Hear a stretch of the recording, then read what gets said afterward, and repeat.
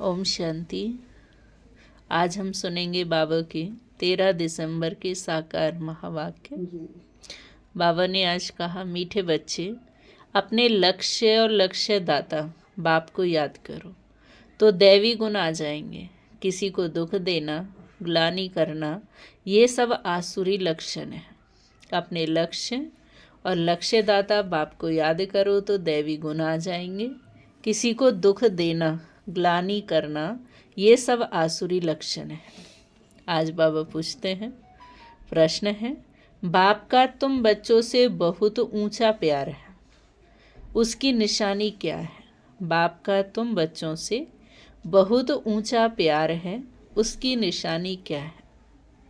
तो बाबा बता रहे हैं, बाप की जो मीठी मीठी शिक्षाएं मिलती हैं, ये शिक्षाएं देना ही उनके ऊंचे प्यार की निशानी है। पहली पॉइंट है ये कि बाप की जो मीठी मीठी शिक्षाएं मिलती हैं, ये शिक्षाएं देना ही उनके ऊंचे प्यार की निशानी है। बाप की पहली शिक्षा है, मीठे बच्चे, श्रीमत के बगैर कोई उल्टा सुल्टा काम नहीं करना। सेकंड पॉइंट है, तुम स्टूडेंट हो, तुम्हें अपने हाथ में कभी भी लॉ नहीं उठाना है। तुम स्टूडेंट हो, तुम्हें अपने हाथ में कभी भी लॉ नहीं उठाना है। तुम अपने मुख से सदैव रत्न निकालो, पत्थर नहीं। ओम शांति।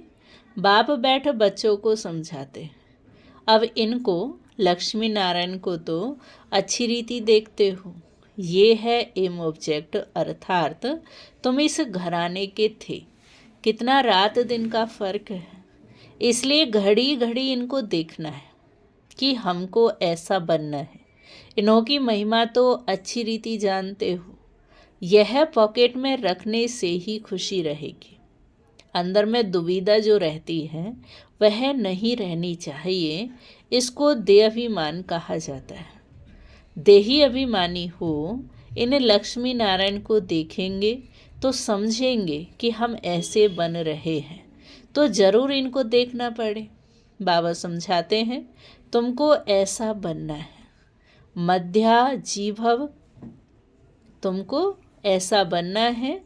कई बार बाबा कहते हैं ना, मन मनाव मध्याजीभव। तो मध्याजीभव माना लक्ष्मी नारायण के चित्र को देखते रहो, याद करो। दृष्टांत बताते हैं, उसने सोचा कि मैं भैंस हूँ, तो वह अपने को भैंस ही समझने लगा। तो बाबा उदाहरण दे रहे हैं, कहानी में बताते हैं ना कि गुरु ने एक को कहा कि जो सोचोगे वही होगा। तो उसने कहा गुरु से कि मैं तो इस बात को नहीं मानता। तो गुरु ने उसको 1 हफ्ते का काम दिया कि तुझे दिन रात एक ही चीज़ सोचनी है कि मैं भैंस हूँ। तो वो सोचने लगा। जब 7 दिन पूरे हुए तो गुरु ने उसको कहा, और 7 दिन वो रूम में ही रहा। जब गुरु ने कहा कि बाहर आ जाओ, तो उसने कहा कि मैं बाहर नहीं आ सकता क्योंकि मैं भैंस हूँ और दरवाज़ा छोटा है।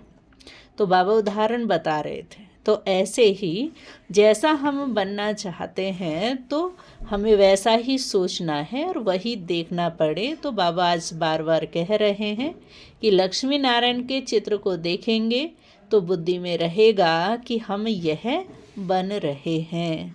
तुम जानते हो यह हमारा एम ऑब्जेक्ट है, यह बनने का है। कैसे बनेंगे? बाप की याद से। हर एक अपने से पूछे, बरोबर हम इनको देख बाप को याद कर रहे हैं? यह तो समझते हो कि बाबा हमको देवता बनाते हैं। जितना हो सके याद करना चाहिए। यह तो बाबा कहते हैं कि निरंतर याद रह नहीं सकती, परंतु पुरुषार्थ करना है। भल गृहस्थ व्यवहार का कार्य करते हुए इनको लक्ष्मी नारायण को याद करेंगे तो बाप जरूर याद आएगा। बाप को याद करेंगे तो यह जरूर याद पड़ेगा। हमको ऐसा बनना है। यही सारा दिन धुन लगी रहे तो फिर 1-2 की गलानी कभी नहीं करेंगे। यह ऐसा है, फलाना ऐसा है, फलाना ये करता है। जो इन बातों में लग जाते हैं वह ऊंच पद पा नहीं सकेंगे, ऐसे ही रह जाते हैं। कितना सहज करके समझाया जाता है। इनको याद करो, बाप को याद करो तो तुम यह बन ही जाएंगे। यहाँ तो तुम सामने बैठे हो, सभी के घर में यह लक्ष्मी नारायण का चित्र जरूर होना चाहिए। कितना एक्यूरेट चित्र है। इनको याद करेंगे तो बाबा याद आएगा, क्योंकि बनाने वाला याद आएगा। सारा दिन और बातों के बदले यही सुनाते रहो। फलाना ऐसा है, यह ऐसा करता। किसी की निंदा करना, इसको दुविधा कहा जाता है। तुम्हें अपनी दैवी बुद्धि बनाना है। किसी को दुख देना, गलानी करना, चंचलता करना, ये स्वभाव नहीं होना चाहिए। इसमें तो आधा कल्प रहे हो ना। अभी तुम बच्चों को कितनी मीठी शिक्षा मिलती है। इनसे ऊंच प्यार दूसरा कोई होता नहीं। कोई भी उल्टा सुल्टा काम श्रीमत बिगर नहीं करना चाहिए। बाप ध्यान के लिए भी डायरेक्शन देते हैं, सिर्फ भोग लगाकर खाओ।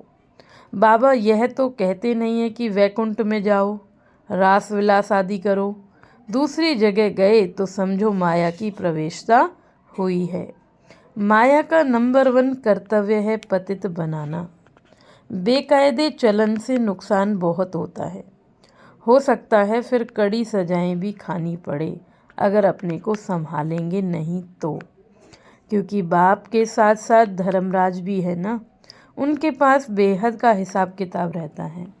रावण की जेल में कितना वर्ष सजाएं खाई हैं। इस दुनिया में कितना अपार दुख है।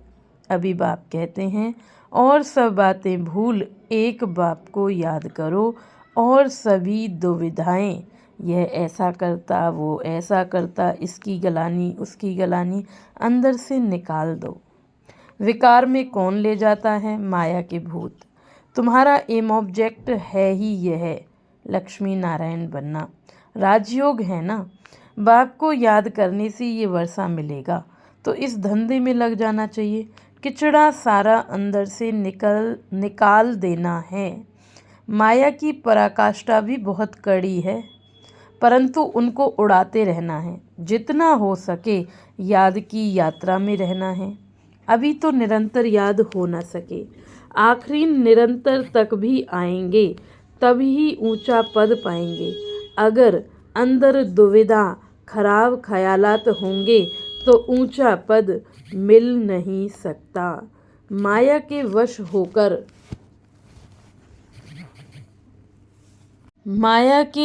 होकर हार ही खाते हैं। बाप समझाते हैं, बच्चे गंदे काम से हार मत खाओ। निंदा आदि करते तो तुम्हारी बहुत बुरी गति हो गई है। अभी सदगति होती है तो बुरे कर्म मत करो। बाबा देखते हैं माया ने गले तक हप कर लिया है, पता भी नहीं पड़ता। खुद समझते हैं हम तो बहुत अच्छे चल रहे हैं, परंतु नहीं। बाप समझाते, मनसा वाचा कर्मणा, मुख से रतनी निकलने चाहिए। गंदी बातें करना पत्थर है। अभी तुम पत्थर से पारस बनते हो, तो मुख से कभी पत्थर नहीं निकलने चाहिए। बाबा को तो समझाना पड़ता है। बाप का हक है बच्चों को समझाना। ऐसे तो नहीं भाई भाई को समझा नहीं देंगे। टीचर का काम होता है शिक्षा देना, वह कुछ भी कह सकते हैं। स्टूडेंट को हाथ में लौ नहीं उठाना है। तुम स्टूडेंट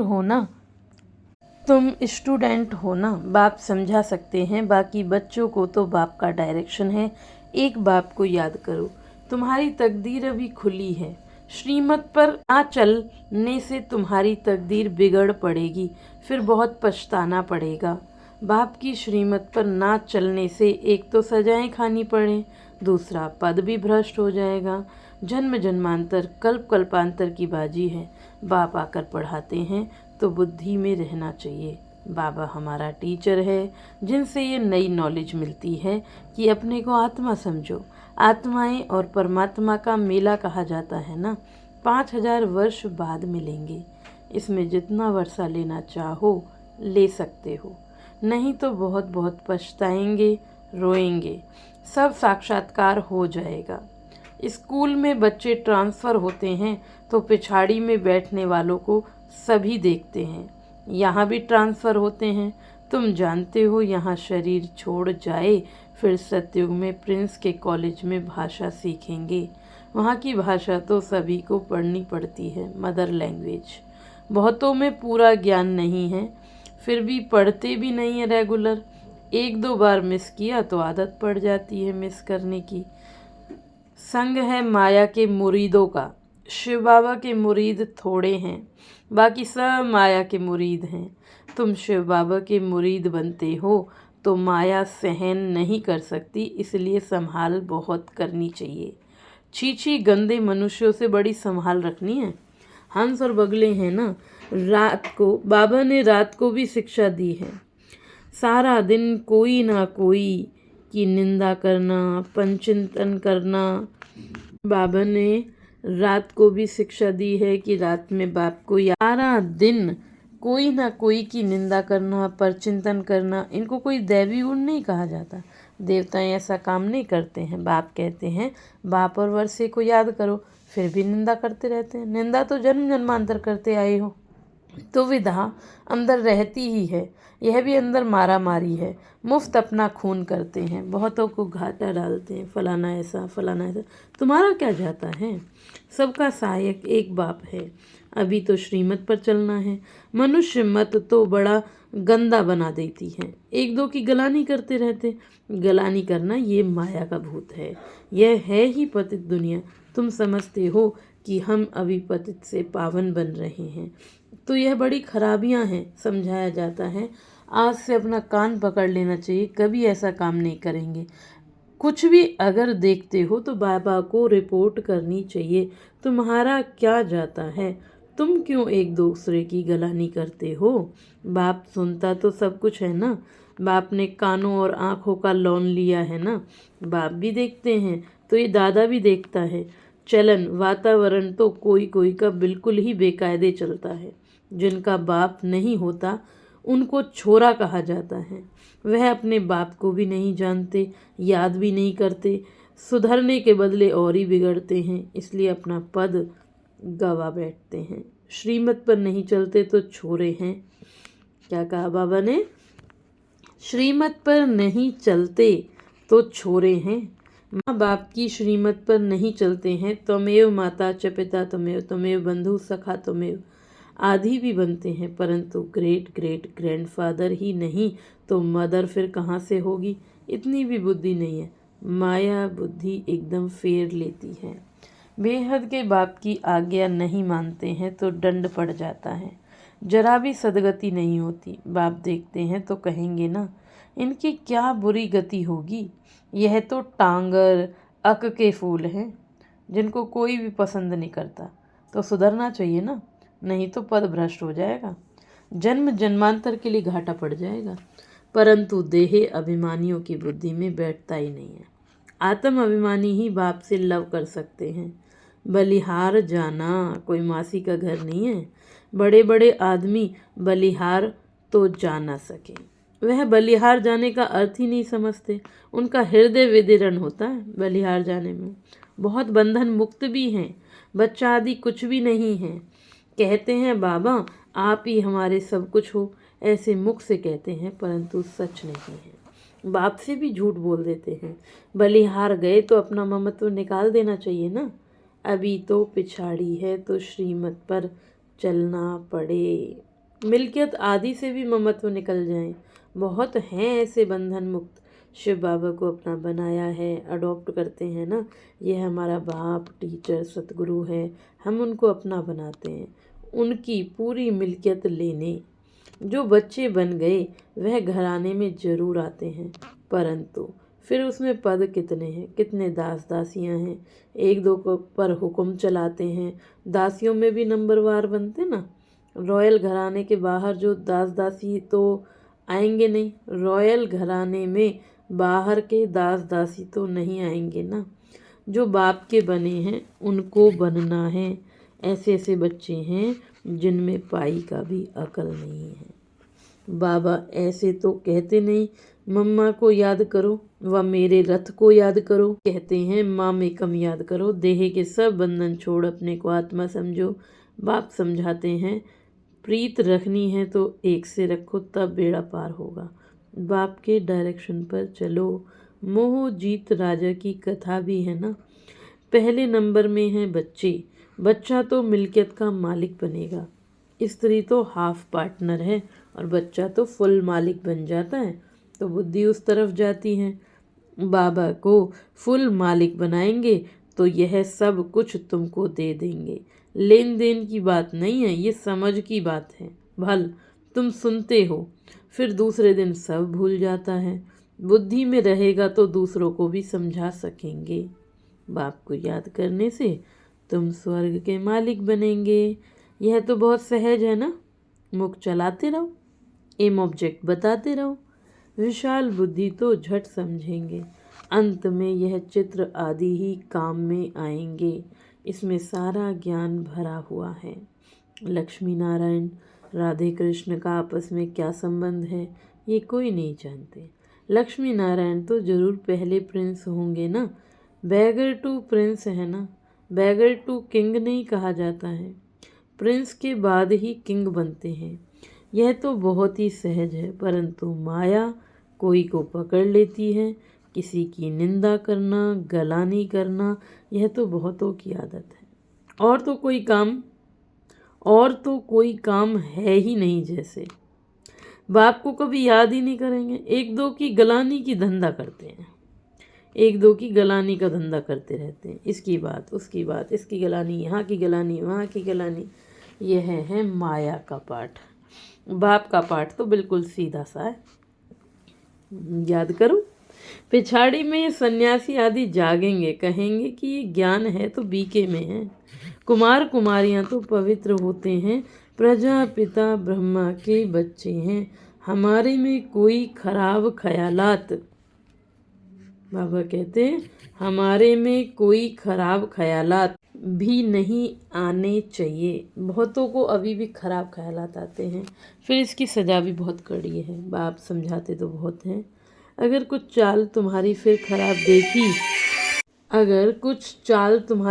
खराब देखी तो यहाँ रह नहीं सकेंगे। थोड़ी सज़ा भी देनी होती है। तुम लायक नहीं हो, बाप को ठगते हो, तुम बाप को याद कर नहीं सकेंगे। अवस्था सारी गिर जाती है और अवस्था गिरना ही सजा है। श्रीमत पर न चलने से पद भ्रष्ट कर देते हैं। बाप के डायरेक्शन पर ना चलने से और ही भूतों की प्रवेशता होती है। बाबा को तो कभी कभी ख्याल आता है बहुत कड़ी, कहीं बड़ी कड़ी सज़ा अभी ही शुरू ना हो जाए। सजाएं भी बहुत गुप्त होती हैं ना।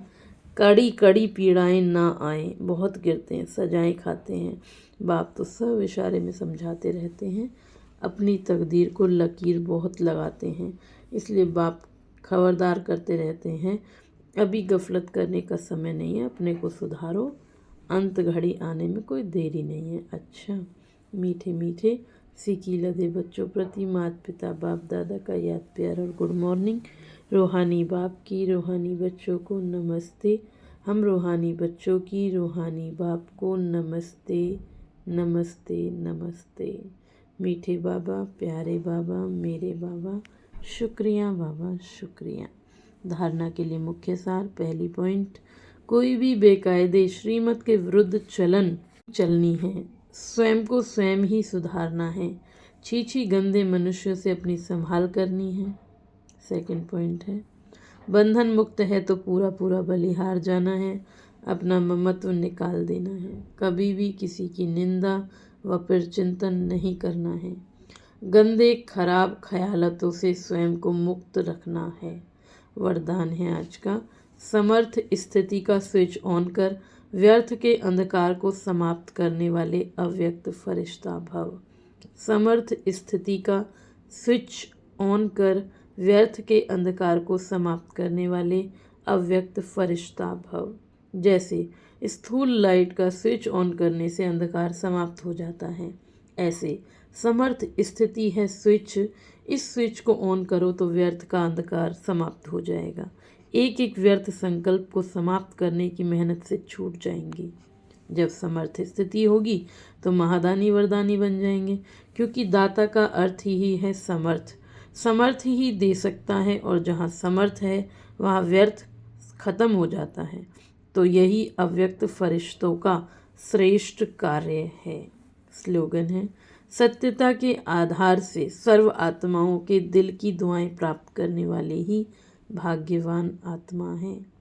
सत्यता के आधार से सर्व आत्माओं के दिल की दुआएं प्राप्त करने वाले ही भाग्यवान आत्माएं हैं। ओम शांति।